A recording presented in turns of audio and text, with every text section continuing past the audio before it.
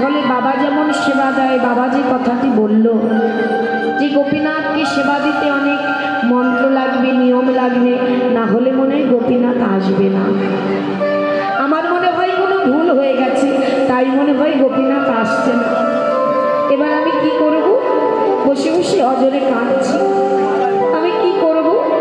বাবা যদি এসে দেখে যে আমি এখনো সেবা করাতে পারিনি, তাহলে বাবা তো আমাকে বলবে, ও গোপীনাথ এসো না, একবার চলে এসো, এসে একটু সেবা করে যাও, একটু সেবা করে যাও। কেমন করে ডাকছে মা, নিজের জন ভেবে, আপন জন ভেবে। ভগবানের সঙ্গে তো প্রতিদিনই যায়, কোনোদিন এইভাবে দেখেছি কেউ? বলেছি প্রভু তোমাকে প্রসাদ দিয়েছি, এসে সেবা করে নাও। কোনোদিন মুকুন্দ দাস এমনভাবে বলেনি। কিন্তু সেই ছোট্ট বালক আজ কতটা ভগবানকে